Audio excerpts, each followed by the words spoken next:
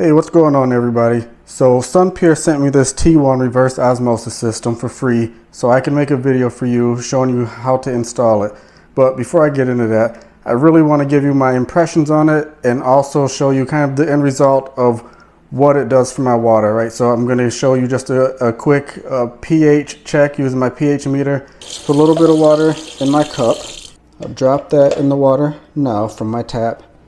And I also have a second meter here because I really wanted to do a thorough test and see what is really going on. It's pretty stable at around 7.9. 8 is about an 8.7. So here's our filtered water. My pH on the red one here is about a 9.9, and on the yellow one it's a 10.5. It definitely does increase for both of them. Now that I've shown you the results of our meters here, so one of the first things, I love that it comes with the UV light to help keep the system itself clean. And I also love that it comes with a pump right on top of the unit itself. The reason I like this is because I've used a lot of the older type reverse osmosis systems, and they come with the big like 2 or 3 gallon tanks that you have to store under your sink, and I don't have a lot of space. Again, you'll see that pretty soon. But I like that it has the pump. I was worried initially that it'd be really loud, but it actually, it's fairly quiet, much quieter than I expected. And then I'd say I have an older house, so it made it a little bit more difficult to install. So I think if you have a newer house, the install should be fairly straightforward. I mean, there's quite a few steps, but follow the instructions and it's fairly straightforward. For me, I have an older house. I'm pretty handy, so I was able to get through the install without a whole lot of hang-ups, but it did take me a little bit longer.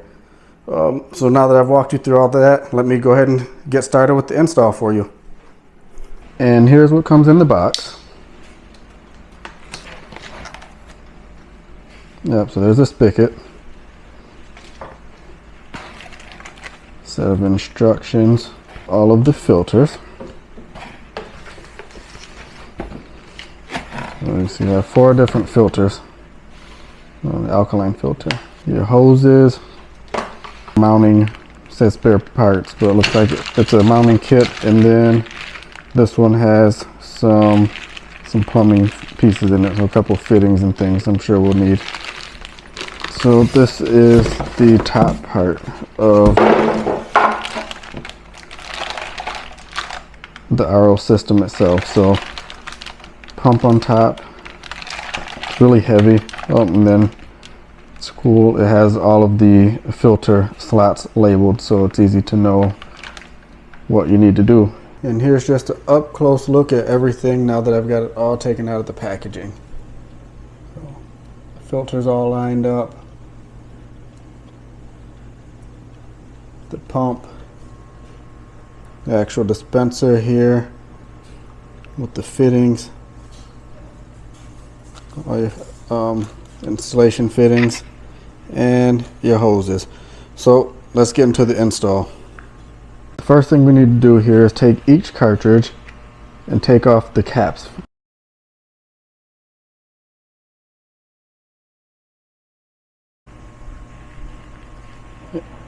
And these seals, they're really tight, so you have to really get it lined up and give them a good push because they want to push out. So give them a push and then twist to lock them in.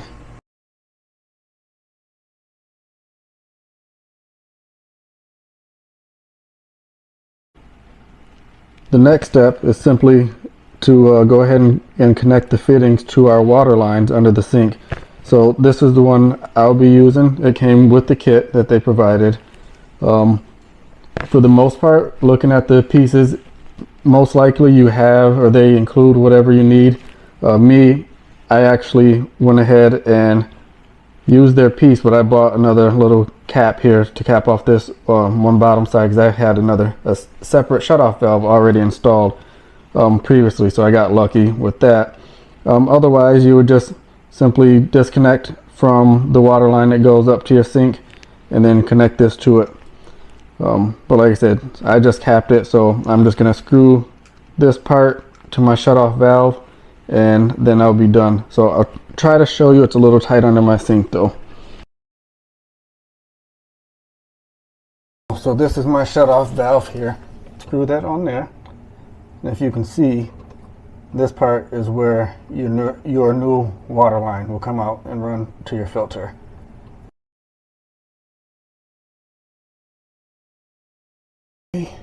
So that's connected already. I'm going to go ahead and turn on or open up my valve here and see if I have any leaks. Alright, valve's on and I don't. And you see I simply hand tightened this as much as I could, and I don't have any leaks there, so that's good. Alright guys, so we're getting really close now. So the next step is to go ahead and get your faucet or spigot installed here. So depending on what you have going on at your house, I'm going to eliminate my sprayer nozzle here. So I already went ahead under the sink and I cut my pipes and capped it off, and then I just have to pull this out and remove this. And this is going to be where my spigot goes in here. Okay guys, so now we can go ahead and put our spigot in place. So here's the pieces that we want to use. So we have kind of your beauty ring here to cover the hole. So you'll put that piece on first. And you'll notice on the bottom it already has kind of a built-in rubber gasket.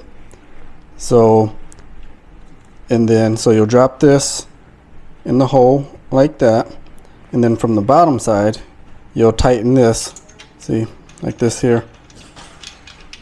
You'll tighten that from the bottom of the sink to fasten it down. So you see we have the part with the screw here, and then we have another washer ring there. So like I said, just drop this in the hole and then reach from the bottom side and then tighten that all the way down. Drop this in, and then I'm going to go tighten it up. Alright, so here we go now. I got it all tightened down. You can see this this neck here swivels around, and then the faucet handle on off here just kind of flips down and back up. And you'll see I kind of put mine at a little angle because I like how it looks that way, but you get a little discretion as you tighten it, so you can, you know, use a little muscle and twist it back and forth one way or the other. Just kind of set it where you like it, but I like mine there, so that's where I'll leave it. Next step, we have to go ahead and install this drain saddle, a 1/4-inch bit, and then we'll head under the sink and I'll do my best to show you as I work through it. First, we have to go ahead and drill a hole actually in our drain pipe. So you want to make sure you follow the instructions on this one, right? Go ahead and drill my hole.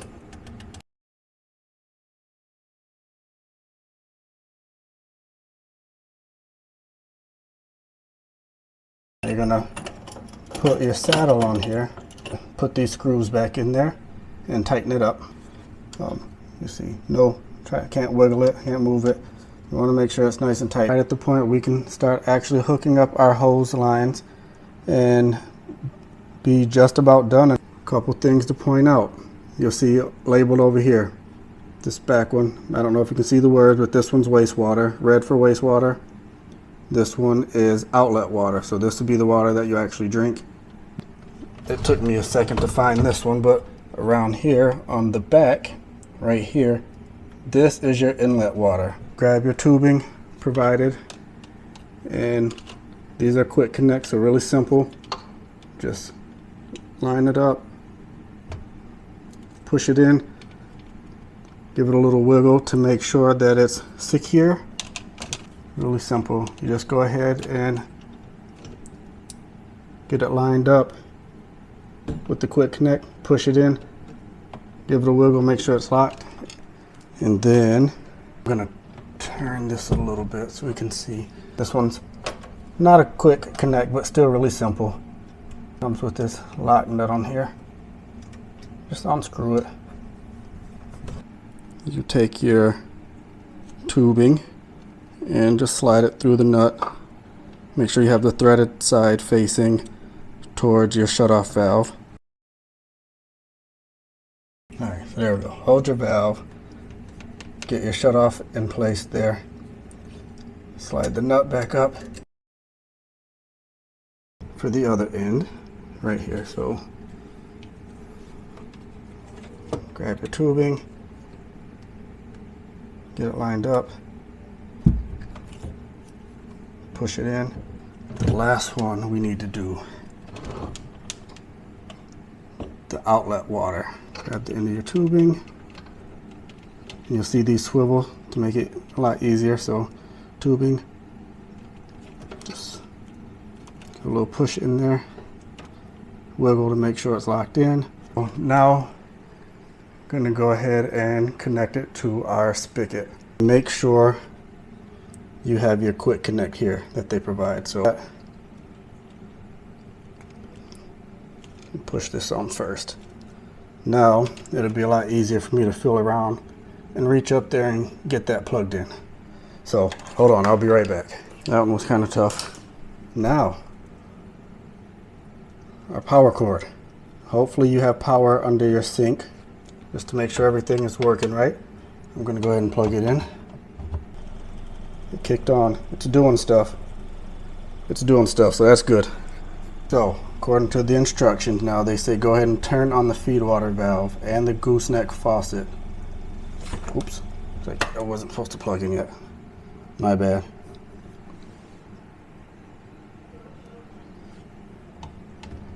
Go ahead and unplug it. Okay, so now we are supposed to turn on the feed water valve. This one under here for our white ones. Turn on our water. Now we have water flowing. So while that's filling up, turn on the faucet. So faucet is, actually I'm not sure which way is on, up or down. It came up, so I'm going to turn it down, and we'll check it in a second. And then plug it in. The pump is actually pretty quiet. You know, a lot of the RO systems, they come with the big tanks that you have to have under your sink. And as you can see in mine, I don't have any space. That's part of the reason I didn't get one before, is because I just couldn't fit the tank under my sink. So I really like that feature about this particular system. There's a lot of filtration here though, so my assumption is that it will take a little while to fill up. Alright guys, so here we go. Built up a little bit of water pressure now. I actually have reverse osmosis water out of my tap here now. I'm going to make sure I let it run for a good solid 20 minutes, according to the instructions, to make sure it can flush out any of the filter type particles. You might get some black carbon or something coming out of there. I didn't see any, but you want to make sure you flush that out for a good while before you actually use it. One thing to notice too is actually like how much water you actually get from at a time from these systems. You get a pretty high gallon per minute output from here, so that's really cool. And the water from my tap. Both of the meters, they're a little bit off from each other, so it gives me a good range and understanding of where I'll actually fall. So here's our filtered water. We fill it up. So my pH on the red one here is about a 9.9. It was a 9.7. And on the yellow one, it's a 10.5. It definitely does increase for both of them.